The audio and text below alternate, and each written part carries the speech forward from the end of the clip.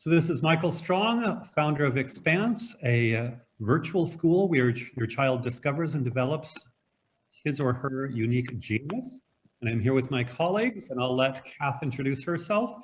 And then Matt, before on to our special guest. Yes, hi, my name is Catherine Fraze. I'm the founder of Workspace Education in 100 Roads, and we are reinventing how people live, learn, and work. Now that, school is optional, there are so many great alternatives out there, and you don't need to stay stuck in a system that's not working for you at all. So we're here to help you find alternatives, and I'm going to pass you on to Matt. Great, thank you guys. Hello, Matt Barnes, co-founder of the Education Game, and we believe that normal is broken, horribly broken in traditional school.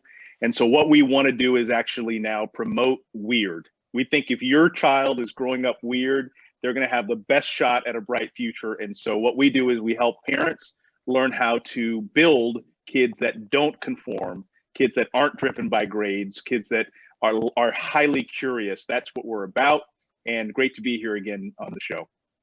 Well, thank you, Matt. And now I have the pleasure of introducing my son, Homer Strong. And of course, Matt gracefully greeted him by saying, "Weird is the new normal," and basically said, "Hey, we got a great weirdo on the show." So yes, I will let Homer take it away and talk about his educational upbringing and how horribly it's ruined his life. And probably is millions of dollars in therapy later, he'll be normal.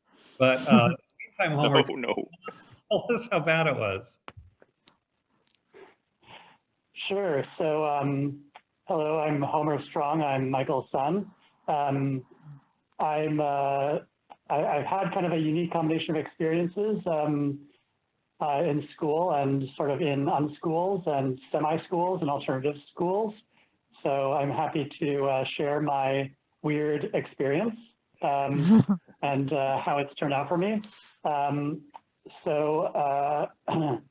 think through the years, I've tried, I've been in Montessori schools, Waldorf schools. I've had the pleasure of attending some of the schools that my father, Michael, has helped to found. And those have been really interesting experiences. I spent a few weeks in a sort of public school in Florida, so I have some sense of what normal might be for some people. Mm-hmm. For a while, I attended a charter school. There was like a one-room schoolhouse in a remote town in Colorado. So it was also interesting. I never graduated from middle school or high school. People always assume that I have my GED, but I do not have my GED. So I am a bona fide high school dropout. My parents were both really supportive of this, which still everybody finds surprising. And what's maybe even more surprising is that nobody has ever asked me to prove that I graduated from high school. So it's never even come up as some kind of professional requirement. I went to several high schools and ended up dropping out and then going to Reed College, where I got my bachelor's in mathematics. Then later I got my master's in statistics from UC, University of California, Irvine. I've been working as a data scientist and machine learning practitioner since then. So I've had about 10 years of experience now doing lots of interesting applications of data science and machine learning, and I think it's a really fun career. So I feel like I've been well prepared for the professional workforce and definitely support many kinds of alternative education that I've been exposed to. So maybe I'll pause there, and I'm afraid that I could ramble in a really weird way for a long time about this, but in the interest of putting some guardrails on weirdness, I'll kind of pause. Okay, I want to go first. No, you go first, Matt. Oh, well, yeah, so many questions, right? So let me start with, it sounds like you've been in a lot of models of schools. or learning environments. One of the feedback points, one of the questions that parents give me oftentimes is, well, what about friends? Like, why, if you're moving that often, what's the social implications of that? Homer, can you talk to that? Yeah, that's a great question. You know, I think that it is definitely a challenge to move between schools and have to remake friends. Like, I definitely acknowledge like that can be hard and tough. But I think that it's also has like benefits. Like for one, like maybe the kids at one school just like aren't a good fit culturally or, you know, for whatever reasons. So sometimes a new school can bring new opportunities and maybe find new friendship or relationship options that just weren't present before. I think that's definitely one thing that I've noticed going between many schools is that different types of schools attract different types of parents with different values. And that definitely comes through in the families and the children that attend. So it's often hard to capture that or quantify it, but you know, sometimes a different school can just be a better fit because there are more families who have similar values, whatever that means. I also think that there are sort of some social skills that are developed by changing schools. You know, inevitably, we don't all live in the same place and have exactly the same social circle forever. I think that's pretty rare these days. And I mean, I think that it's maybe hard to argue that it's really healthy to, you know, have a child go to a different school like every year or every semester or something. Like there's definitely an extreme limit. But I think that there can be, you know, opportunities to practice social skills by switching schools, and that's valuable later in life as you move between companies or between school and work or whatever. So I think that, you know, it's the sort of social aspects of changing schools or changing types of schools are not trivial, but it also doesn't need to be a deal breaker. It's, you know, one factor in decisions about where to where kids can go to school, but it's I definitely don't see it as a reason not to send a school to an alternative, some alternative program. Yeah, thanks. Well, I get that question because my kids are moving all over the place or have over the last, you know, 13 years. So anyway, thanks for your answer. Kath, go for it. Well, you know, I'm interested to know is like when you went to college, did you see yourself as being a little bit different, or like if you were different from your peers, in what way do you think you had matured from your experience and your exploration in your education? Yeah, that's a great question. So I went to Reed College, which is a liberal arts school. It is sometimes compared with St. John's, but unlike St. John's, it has specializations. I would say that at Reed is maybe unconventional because it's known for being weird, but I thought that I was weird before I went to Reed, and Reed was weird enough that I realized that I was not so weird. So in a lot of ways, I think I was sort of like almost as weird as maybe I thought I was. But I realized actually to sort of a philosophy that Matt mentioned earlier, like there are a lot of weird people out there, and it's actually really normal to be weird. And I think for me, college was really where that struck me. So I think that having a really diverse background helped prepare me because Reed has a lot of focus on like seminars and discussions, and definitely like the Socratic programs that I had attended previously was really good, and I think very rare preparation for the kind of like seminar conference format. So I think that some aspects of it I was really well prepared for. There were other parts academically that were really challenging. And I feel like in some ways I was unprepared just because it was really hard and a lot was expected but one of the benefits that I had gained from my some of my experiences was just to leverage the resources that are available. And at different kinds of schools and different places, there are always different resources available to students.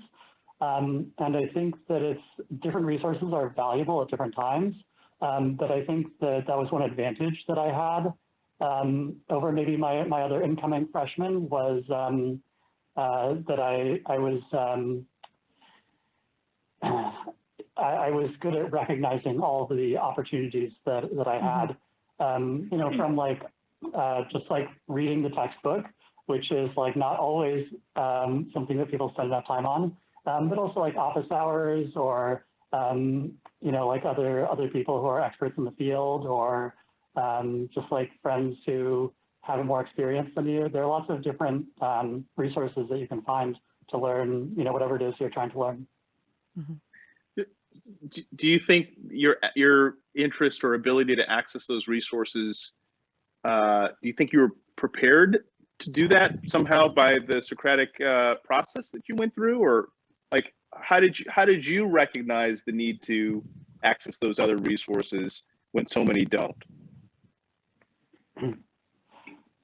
That's a great question. I think that it was a lot, like I guess I think of the experiences that I've had that I kind of, especially in the sort of Socratic programs that I modeled while in college. And I think that a lot of it was recognizing that I can learn a lot from my peers. Yeah. And sometimes it's not always obvious because the peers don't always identify themselves as being useful resources. But in a sort of Socratic program, like you kind of learn to depend less on the teacher as the sort of sole source of truth or whatever, knowledge, and really try to sort of think about what different perspectives are, and you know, leverage your own perspective as much as you can. But ultimately, if you're struggling with something or having a hard time with some question, you're often surrounded by lots of smart people. And I think in Socratic programs that becomes more apparent because the Socratic habit is kind of tries to kind of constantly pull examples from your classmates and demonstrate to you how valuable everybody's perspective is. Right. And I think that kind of format is, because it's not traditional and a lot of people don't experience it, you sort of get used to assuming that the sort of authority figure teacher is the only person who can help you. And that often doesn't get you very far. Interesting. I had not thought about it that way. Interesting. So I have a question.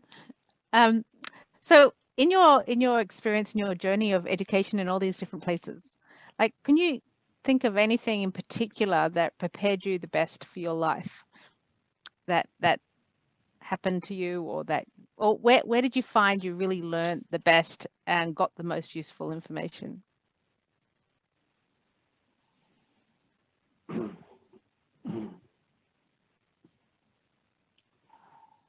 Right, that was a hard that's a really hard question.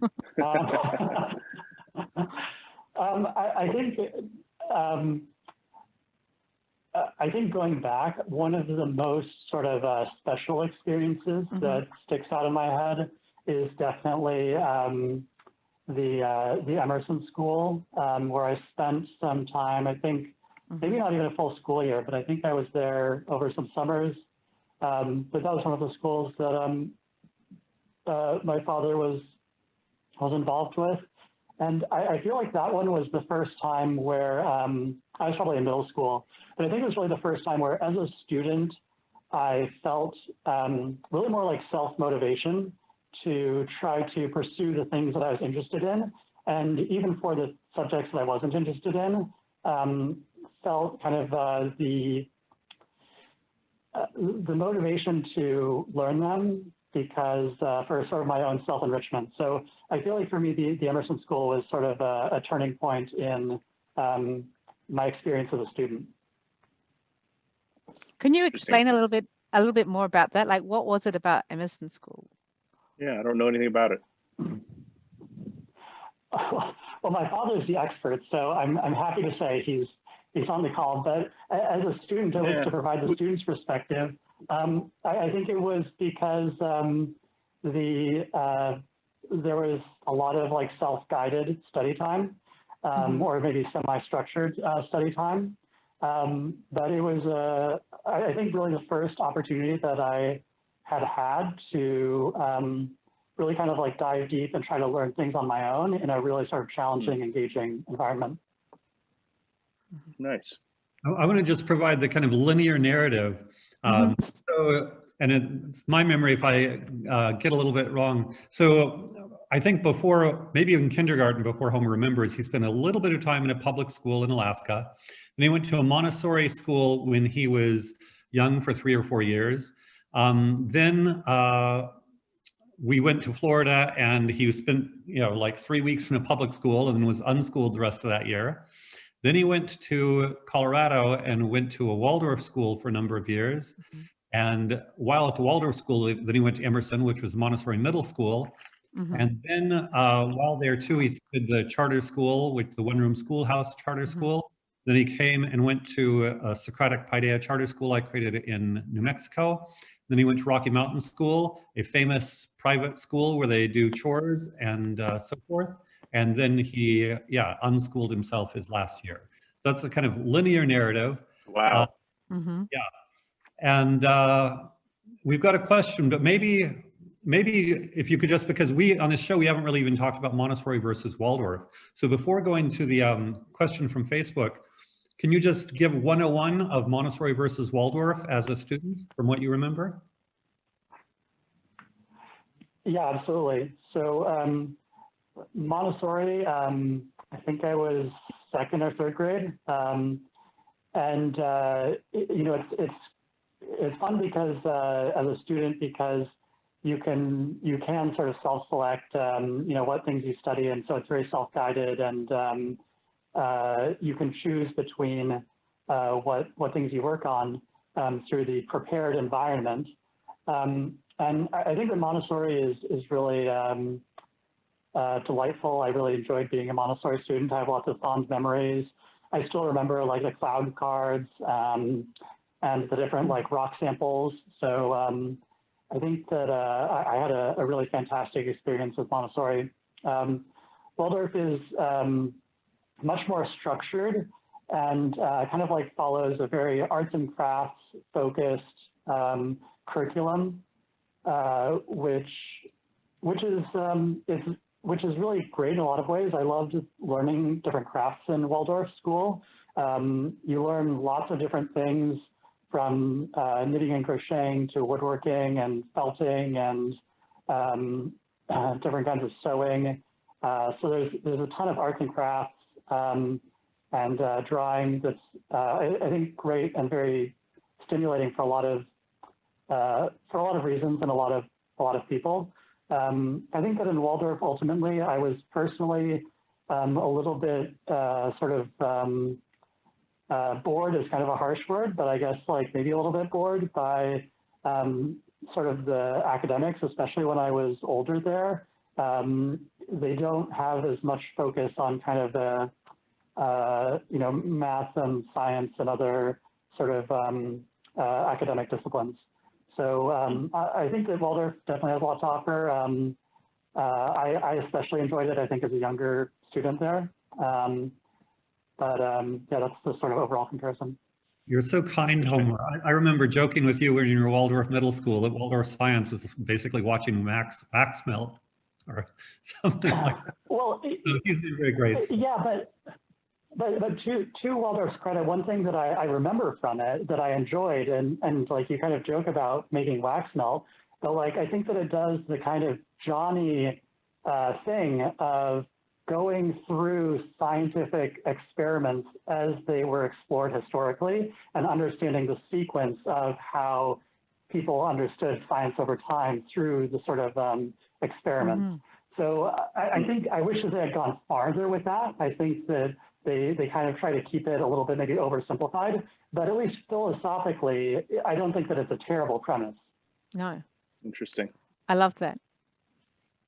I love that. You know, we did that at Workspace too. We found great courses where they went from the beginning of biology, let's say, with Dr. Sadava, I think his name was, all the way through CRISPR technology. And it was all the Nobel Prize winners and all the experiments and everything that you had to understand to get from, you know, to where we are right now. And you could see that journey that mankind has gone on.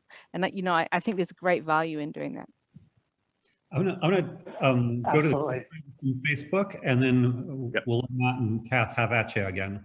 So somebody from the audience asks, if a strong high school student is interested in data science today, would you advise a liberal arts program like Reed's, a Bachelor of Science from a brand name university, or going direct to career? Good question.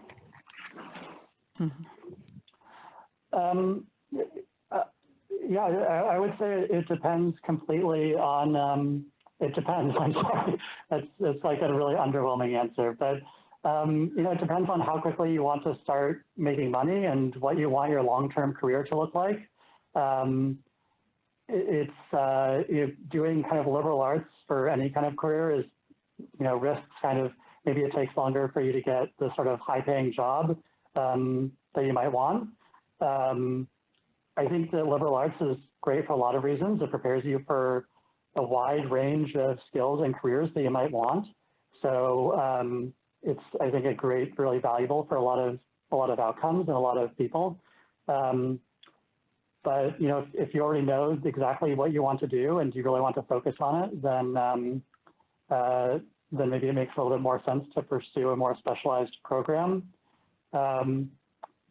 And on the kind of extreme case, like I'm sure that my fellow presenters will agree, like, you don't really need to go to school to do it. Like, there are people who are successful data scientists, and I've met with them and worked with them, and they're great. There are people who do that successfully and don't go to college or graduate school for it. So it is possible to have that career and not, you know, even go to university at all. And the people who do that are, I think, very kind of extremely like autodidactic. Like, if you are like a super autodidact, then you can kind of, you're more likely to be able to do that. I'm, to be honest, like not a super autodidact. Like when I went to graduate school, I did so deliberately because I thought that it would take me too long to learn some of the subjects I really wanted to. But I've met people who are kind of extreme autodidacts. I think I'm more of a mild autodidact. But yeah, it depends on kind of like your personal preferences and what you want to do. I guess I'd say another kind of like reason to consider doing some sort of university program is that it does give you a really good professional network. So there are other ways of meeting people and growing a professional network, but from a purely professional perspective, college does provide a great networking opportunity. What do you think? What do you think about going to work or finding a job if you can in the industry and then doing university on the side? You know, like maybe doing it over 8 years instead of 4 years in a row, so you can get that experience alongside that. Yeah, I think that it totally depends on your predilections. I think it's definitely possible. Some people really like to juggle lots of things and other people don't. I think that either way is totally valid. I don't have a dogmatic opinion about focusing on school or doing one or the other, or even doing them in a certain order. Maybe some people want to work and then go to university or whatever. I think it depends on what your options are, what you can afford, when you need to start working, and also what your kind of personal learning style is. You know, I've got a little different take on this Facebook question. And so would love to hear all of your thoughts about this. So again, the question is, if a strong high school student is interested in data science today, you know, would you go to liberal arts or go right into a brand name university and direct to career? What I would say is I'm not convinced that most high school students know what data science actually is. I think they might know that it's lucrative. They might know that it's, you know, it's kind of sexy, but I don't know if most high schoolers really could take that knowledge and then realize that that's what they want to do and therefore go and start their career. So I think there's something that actually would be advisable to continue to grow the breadth of understanding, or to, as Kathy just described, to begin exposing yourself in close proximity to what the work actually looks like. Because again, I've met so many folks who said they want to be an engineer, and they've gone through the program and they get out and they're sitting in front of a computer all day and they say, I don't want to do this, right? So there's something about the high school experience that I think could position a student to really know authentically, but I'm usually suspect if they actually do. Curious as to your thoughts about that, panel.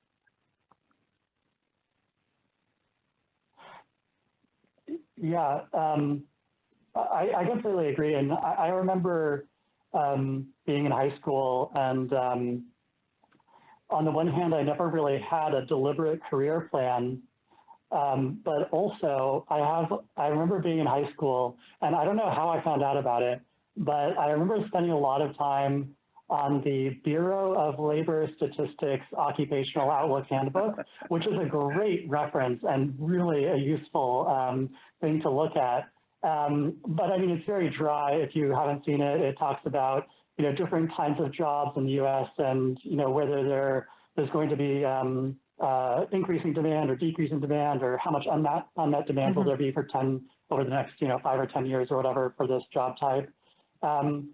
I think it was really interesting because, you know, definitely didn't have the kind of depth that maybe, Matt, you would hope for like talking about like a data scientist. It doesn't have enough depth you could give, like a high schooler would really understand what a day-to-day looks like, but it did make me think about sort of consciously about different types of work and what the sort of trade-offs are with different types of work, and, you know, what kind of work I might want. So I would definitely recommend it. I do recommend it to like every like high schooler or middle schooler that I talk to, just because it's a really interesting reference, and has lots of great wealth, because otherwise you're kind of trapped in the almost like medieval format of like, you only know what jobs like your family has or like your neighbors have. Right. And now, especially in like today, there's so many different kinds of jobs and all different kinds of skills are needed for something. So it's really hard. Like, how do you know what you would want to do or what you'd be good at? I don't think that I don't know a good answer right now, but when I was in high school, for me at least, the Occupational Outlook Handbook was kind of a good resource for me at that time. That's a great idea. Yeah, great idea. Actually, Homer, we've got a question from your sister. So your sister is asking, if you could change one thing about your past education, what would it be? Yeah, I thought she was going to say something like, you know, did you steal money from your parents' purse or wallet or something? So thankfully, the question was much more subdued than my brother or sister would have asked. Well, of course, my answer is that I wish that I could have been in more classes with my sister. You know, it's a kind of tragedy that we're just far enough apart that we never really overlapped very much. We're in the same school often, but never in the same class. So more classes with my sister is my knee-jerk answer. Smart man. Do you have a secondary answer now that you've gotten that one out of the way?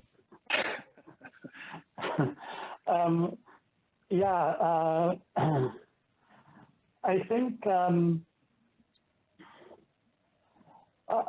no, I feel extremely lucky to have the educational opportunities that I've had. And I think that I've learned and grown from having each one. So I don't think that there is anything really that I can't think of a specific thing that I would really want to do differently. Yeah, I'm very satisfied with my education. Yeah, Wow. Mima says that your first answer was her favorite answer so far. So you won brownie points. Good job. Go ahead, Kath. I was just going to say in the same vein. So are you basically saying that you didn't feel like you missed out because you didn't have 12 years in the same school system, in the public school system? No, actually, I don't feel like I've missed out. Actually, I have a different answer now. So I've thought about it just for a few more seconds. I have a different answer. So I think that what I wish that I had recognized earlier was just that, I don't know if it would have caused any changes, but I wish that I had been more conscious of the feedback and the influence that I had on my parents, because when you're a child, your parents make your decisions for you. And I think that at some point I really became aware that I could sort of like give feedback about my education to my parents that would influence their school choice for me. And I'm sure that throughout my education, I'm totally sure that my parents were constantly thinking about it and hearing what I said. But I think that I wish that at a younger age, I had been more aware that I could give feedback to my parents and sort of tell them, like, here's what I like about my school, here's what I don't like, you know, can we find a school that's like this? I think it took me a long time to kind of be really proactive in my communication to them about my experience as a child. Mm-hmm. You know, that's one of the things that that's you know, that's really the goal of education, where the child is empowered, the learner is empowered to actually make evaluation decisions about their own learning experience, and then begin to drive that themselves. And so,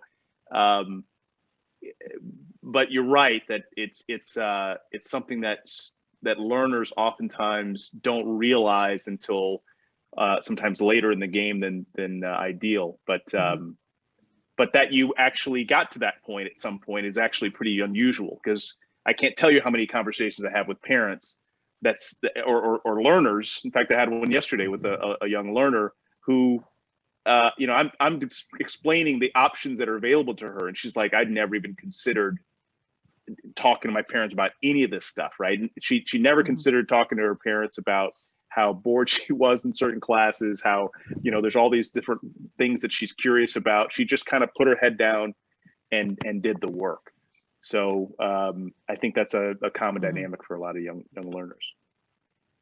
So Homer, I think it might be interesting in light of Matt's comment, your decision not to do your senior year at CRMS. Do you remember when you decided not to do it and what the kind of decision process was? Was it instantaneous, beginning of your junior year, last month of your junior year? When exactly did you decide you didn't want to bother with senior year? And how did you make that decision? That's a good question. Yeah, I think that I don't remember like the precise moment, but I remember definitely it was kind of a somewhat safe decision, because I already knew that I was accepted at colleges. So I got my acceptance at Reed when I was still a junior before I graduated from high school. So I already knew that I had kind of a college, the colleges that would take me. And so I just didn't feel like there was anything left really for me to do in high school. I really wanted to be taking college courses, but there wasn't a local college there in kind of rural Colorado. So I kind of felt like I would learn more by, I think you called it like unschooling. So I kind of planned a sort of unschooling program for myself, but I felt like it would be more engaging and stimulating and a better opportunity for learning than high school at that point. Mm-hmm. Did your peers put pressure on you? Come on, Homer, you should graduate with us, this kind of thing. No, I don't remember that. So, but I guess I should say, like, I was still remained friends with a lot of them. So like, I think it was Matt who asked earlier about kind of social changes, and like, I've kept a lot of friends through different schools. So I think that, you know, even if you leave school or you change schools, you can still, you know, maintain a lot of friendships. Yeah. Yeah, interesting. And you know, again, the school you were going to that you left, was it a fairly traditional school with prom and like graduation ceremonies and things like that, or was it already pretty non-traditional? So yeah, that was the Colorado Rocky Mountain School. Oh, I right. would say that Right. I would say academically, it was, I would say that it was basically traditional. Like it had a lot of non-traditional aspects. Like it has a phenomenal like outdoor program where like I learned how to like rock climb and kayak and all kinds of like backpacking and different outdoor activities. And like my father mentioned, they also have a lot of like chores. They do a lot of like farming and gardening type like chores, which is really great. So it definitely has a lot of non-traditional characteristics, but from an academic point of view, it's mostly traditional. Yeah, yeah. And at what point so when you set off to do this, self-directed learning, did you have a plan associated with that, or was this really you just figuring it out? It was totally me figuring it out. I think that I developed a plan. So I kind of like planned to plan, I guess. But it was, in retrospect, I'm kind of surprised that my parents didn't attempt to take more of like a role in influencing me. But I think that my father and mother were both happy to have me figure it out on my own, which I think was a really interesting and good experience for me. And I ended up, spending, I think, a good year learning and kind of figuring it out on my own. I'm really curious about what you did. I'm sorry. I'm so curious about what you actually did in that year. Could you go into that in a little bit more detail? Yeah, absolutely. So part of what I did was just like worked and traveled. So I spent a fair amount of time just working at a, maybe not everybody knows, but we used to like rent out videos. So I spent some time just renting videos and at the local video rental place and saving up. And then I ended up traveling through Europe and Costa Rica later in the year using the money I saved. And then academically, I spent most of my time studying math and physics and German, and then the classical guitar was my other thing. So I was a lot of self-study, and then I paid for tutors as well for some subjects. And I think that it was great because I got to sort of like pick my own things that I wanted to really focus on and spend a lot of time doing those. And it also made me appreciate the value of having like other people teach you. Like tutors are expensive, and I really appreciated that when I was working at a video rental place and like tutoring like, a mechanical engineer to, teach me calculus or whatever. And so I think that it was really valuable and helped me sort of appreciate more firsthand, like the literal value of education, and really incentivized me to like learn as much as I could on my own, and really leverage the time that I spent with my tutors to kind of get the most out of my time with them and really understand the subject as best I could. Interesting. Oh, that's awesome. I forgot that you did it on your own. That's great. Good for us. Well, so that's right, Michael. So that's one of the things that we are right now. So I've got a 16-year-old daughter who quit after her first year at a selective high school. She was a straight A student, and she said, "You know what? But I could spend my time a lot better than this." And she's been self-directed since. But this year we actually said, "Okay, you're going to need to start paying for." For some of the things that you're doing. Initially it was like, we're gonna pay for your tutors or whatever. And when someone else is paying for it, yeah, every tutor is great, right? Every resource is great. But now when she's paying for it and she's now having to work to justify it, she's starting to realize, oh my goodness, yeah, there's some different ways I could do this to learn without having to pay all the time. So that's interesting. So can you tell me a little bit about your college application again? So when you applied, did you know you were interested in math? Yeah. I think I was kind of split at the time between math and physics. But yeah, I was pretty sure that I wanted to do math or physics. Okay, so then the schools that you were part of, I can't imagine that they were heavy math and physics kind of focused, right? I mean, how did you develop that interest? Where did that come from?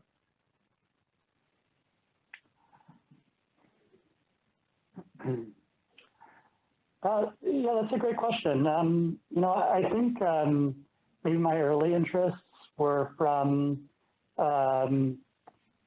like I guess like just like a few fond memories. Like when we lived in Florida, I went to a program. I think it was called IMAX or something, and my father would have to tell you more about it. But I have lots of fun. It was like a sort of special math program, and I think that it gave me both some skills to sort of do like mathematical problem solving, but also kind of a sense of the fun and the pleasure of like math problems and kind of like figuring them out. So, you know, this was like, I don't know, elementary school or something. So it wasn't too advanced, but I think that it was a really interesting program that I haven't seen anywhere else. So I definitely have to give credit to the IMAX program. And the other thing that I have really fond memories of, and I don't even remember who introduced me to it, but was like the Logo programming language. I don't know if you've seen it, but it's like an extremely simple programming language that I think was designed for children, where you just like draw pictures with a turtle. But I remember like somebody showed that to me. It might have been my dad, I don't know. But I just remember being delighted by the turtle and the kind of concept of programming. Interesting. Because again, I mean, the question I was getting at there was really around, you knew you had some interest in math and science, you went to Reed despite that, and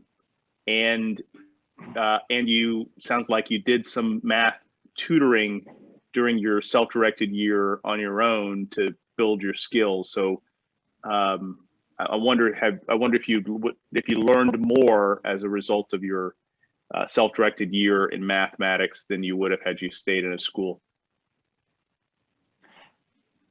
Yeah, certainly. Like, you know, in school, I had already, you know, taken the most advanced, you know, calculus class that they offered. And so there's just like nothing really, they didn't have any other kind of math or physics classes left. Reed has a great math and a great physics program. So I was really excited to get there, and they were extremely challenging, but I've learned a lot from the technical programs at Reed. But yeah, I mean, at some point with high school, like it just sort of like stops being like, there's only so far that you can get. Yeah. And the big kind of, I don't know, regret or like missing part is like, I wish I had had more exposure to proof-based math earlier, because like when I started at Reed, that was one of the big things, was doing proof-based math and like sort of formal analysis and algebra. And in high school, like the most advanced math they focus on tends to be calculus, which is really more useful for physics, but is really poor preparation for like a college math curriculum. So I don't really think that I had a lot of opportunities, but I think that when I had designed my own self-study like program in that year, I wish that I had known to focus more on proof-based math, because I could have gone out of my way to say like, I'll study proof-based math this year, and like I'll do like, you know, my own introduction to analysis course. And that probably would have been more useful than just continuing to learn how to integrate more, you know, things or whatever. So I think that there's definitely like a kind of a tough mismatch between like proof-based college level math and what's taught in high school. Mm-hmm. That is interesting. I'm wondering where you found classes. Like, where did you find it easy to find classes in things that you liked? Was that a struggle for you to find them? Did you need to have a curriculum specialist guide you, or a guidance counselor? How did you do it? In high school? Yeah, in your gap, your unschooling year. Oh, unschooling year, it was completely made up. I don't remember if maybe my father remembers giving me advice, maybe, but it was completely made up. I don't think that anybody helped me at all. But where did you So, find guess, these classes? well, I mean, I was just like tutors, so it wasn't classes. I mean, I think that for some of the math and physics, I was like using some like maybe some like AP materials, but there wasn't any like really standard course curriculum. Like it was totally just like my tutor and me figuring out what to look at, which like in retrospect is like maybe like not great. Like maybe if we had been using some kind of standard curriculum and somebody had been advising us, we probably could have studied things like in a much better order and covered more ground or more relevant topics. But it was really totally ad hoc, just my tutor and me figuring it out. So that's something, again, I mentioned. Oh, I'm sorry. No, go ahead. Okay. I mentioned this young woman I spoke with yesterday. She's a freshman in high school. And she was asking questions about like, how do you hack a college experience? And I was telling her about how, and I met her on LinkedIn. She reached out to me. She wanted to interview me for some of the things I was writing about. But I said, listen, with the connectivity of programs and systems like LinkedIn, you could find a data scientist and interview that data scientist and say, hey, I'm curious about this subject. What should I study? I'm going to take this year off. What are some of the things I should study? And they might have actually been much more deliberative and descriptive than maybe even a professor might have been, because they're in the industry, right? So those were some of the thoughts that I gave to her. Totally. Oh, that's awesome advice. And yeah, like I'm sort of just old enough maybe that I kind of like missed like the opportunity to do like lots of like college courses online, and like the Khan Academy has like totally exploded, and you can learn anything on YouTube now, including like data science and college level anything. So so yeah, I think I was kind of around in high school at kind of an awkward time. My gap year was sort of like just a little bit too early in the evolution of online availability to take advantage of that. But absolutely, I agree. I would say today you could really leverage a huge amount of that online courses, online literature, like you mentioned, LinkedIn, GitHub is huge. So like if you want to learn programming, you can, look at how open source projects work. You can contribute to open source projects. You can demonstrate your coding skills in a public way. So there's tons and tons of great resources. So, Homer, not everybody understands what GitHub is. So can you do kind of, because I think it's a really interesting educational resource, and I think almost nobody who's not already a geek would understand why GitHub is relevant here. So can you give just a quick GitHub 101 and how it's relevant in this context? Sure. So GitHub is a managed website application app that hosts code, and it's called GitHub because it's based on Git, G-I-T, which is a version control tool. So it just controls different versions of code. And so programmers use it to track different code bases and the code for different things. And the version control means that there's a sane way of combining people's changes, so that if Matt has an application and he makes it open source, that means that anybody can see it on GitHub. Anybody can look at all the code. And then if Kath wants to contribute, she wants to add a new feature, then she can open a request and say, hey, Matt, I added a new feature to your application. Please accept my code change. And then he can look at it and say, it looks good. And then this open source application has a new feature. So this is a sort of great ecosystem because anybody can look at open source projects. So like if you're wondering how does something work, if it's open source, you can just go and look at the code. And it's okay to not understand all of it. Nobody expects anybody else to understand all of it immediately, but it is all there. And often there are helpful explanations for what it's supposed to do. There's a huge amount of open source software. So GitHub is not the only provider, but it's probably the biggest. And you can find tons of awesome projects. So you can look at existing code. You can make your own application with its own code. And you can share the source code for your application. And you can also contribute back. So I think that especially for like hiring and if you're looking for a job, it's a great way of kind of demonstrating your familiarity and competence by finding ways of contributing to open source software. And as a beneficial side effect, you also get to make software better for everybody, which is also great. So I think like it wasn't really around when I was in high school, but it's a great resource and it's a really kind of nice way of bridging the gap between learning kind of programming as like a beginner and kind of incrementally gaining the confidence experience to the point where you can have like a portfolio that you could use to be hired somewhere. And I would also add, like, it's not just something that you would necessarily do for like a software development career, like we mentioned, like data science, like data scientists are also expected to write code. And so it's a great way, if you're interested in becoming a data scientist, it's a great way of saying and demonstrating like that you're familiar and competent and able to write code and you know the popular tools out there. So yeah, definitely recommend taking a look at GitHub and finding some open source projects you're interested in. Nice. And just because coding is such a big thing and there are all these people wanting to teach everybody code and everything, can you talk a little bit about your trajectory, when and how and where you learned to code?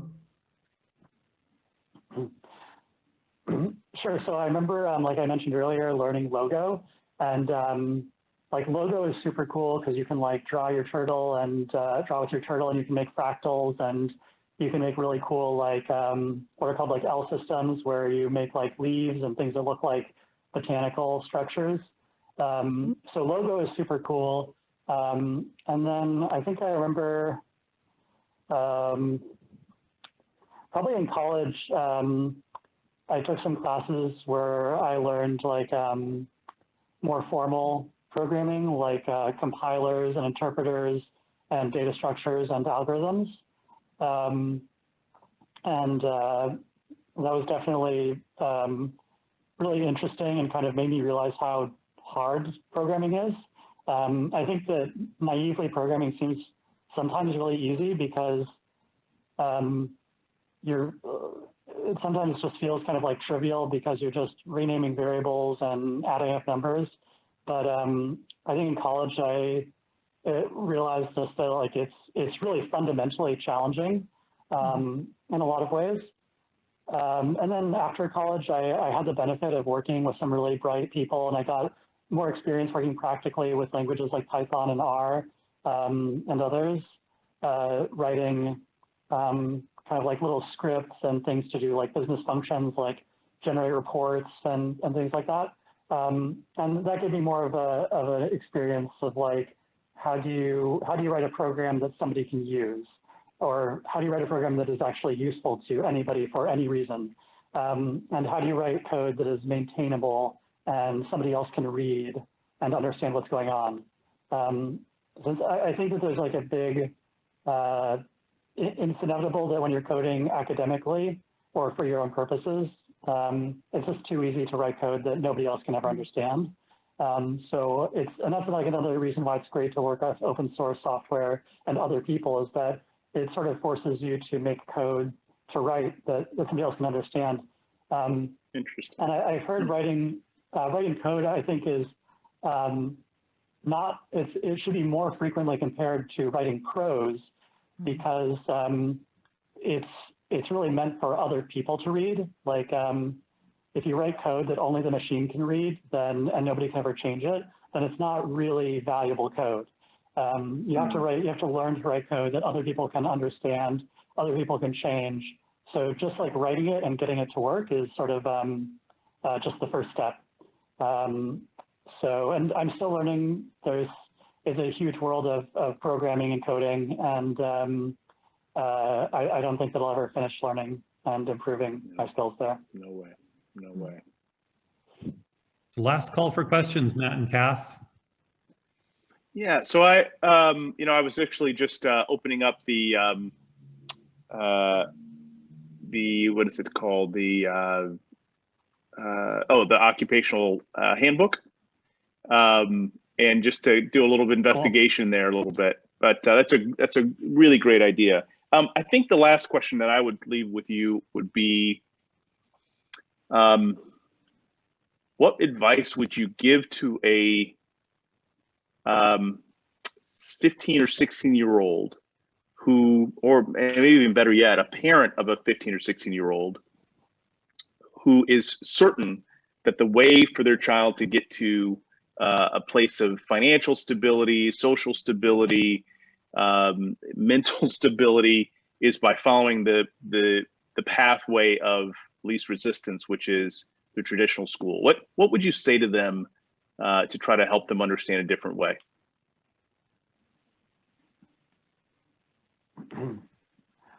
I would probably say that, if the long-term success of their child is the goal, I assume that it is, the world is an uncertain place, and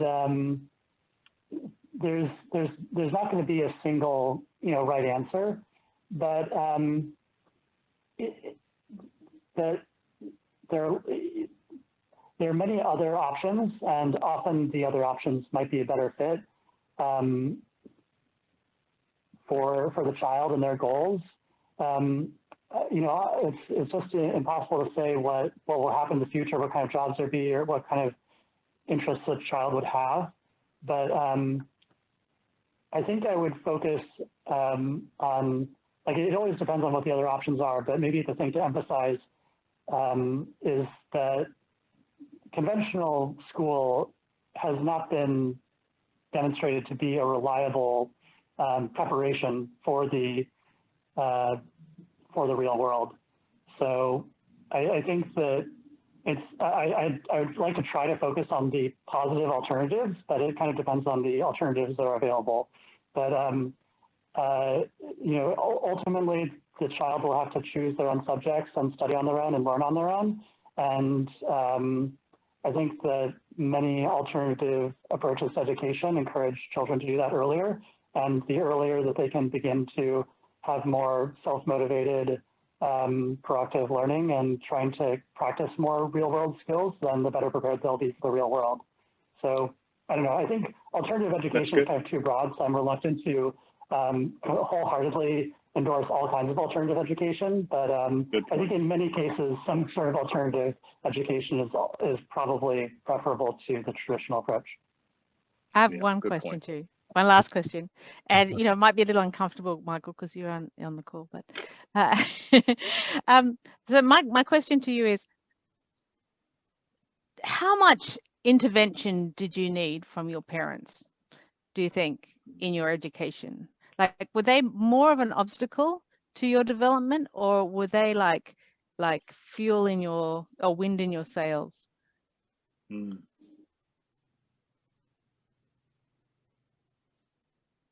Yeah, that's a great question. I would say that my impression or my memories, which might be skewed, is that they were, that I didn't need a lot of intervention, and they were almost very careful not to push me too much in any direction themselves. So I felt like they wanted me to be kind of engaged and learning and challenged, but I felt like I don't think that they ever really needed to push me to kind of go in that direction. So I think in terms of interventions, I'm curious if my father remembers anything specific, but I really don't feel like they intervened much. So I don't think that I required very much intervention. I don't know, Dad, do you remember anything? Any intervention? I was, of course, happy to help get you out of Waldorf. Other than that, no, I think that, we created an environment where you became curious and intellectually focused. And so I think that's why neither of us were the least bit surprised when you wanted to do something more productive than school when you're older. That, for me, Maria Montessori says the success of a teacher is the child acts as if the teacher was not there. And I think that's spot on. So you shouldn't need us. Yeah, I think that definitely something that by the time that I was in high school, I had gotten the sense was that, changing, this goes back to like what we were talking about earlier with like giving feedback to parents. But I definitely had the context that I felt like changing my school or unschool was something that I had some control over, and I could kind of be, I could sort of drive that myself even as a student. So your sister wants the technically you were past time, but it's your sister, so I'll give sister privilege. So Mima is asking to me, were you ever worried about how he was going to turn out? You're still worried. So Kathy, you inspired Mima to poke when I would say, of course not at all, not at all, not at all. So fully confident, and absolutely you have proven our predictions correct. You've had a fabulous life and you're just getting started. So yeah, we're technically over time. So thanks so much, Homer, for coming. And of course, we're Matt, you don't know this, but we're gonna have your daughter and Kath's daughter. So we're gonna grill all our kids on this show together. Homer, that sounds perfect. That's a great idea. Yeah, grilled kids. Yeah. Yeah. A panel. Thanks, everybody. And then maybe And then what? Okay. You get a wisecrack. You can have a last wisecrack. Well, I was going to say, then we can reverse it where all of the kids, roast like each of you individually. So yeah, that would be awesome. I'd like that. Great idea. Great idea. Good last comment. All right. Thanks, All everybody. right. Bye-bye. Yeah. All right. Bye.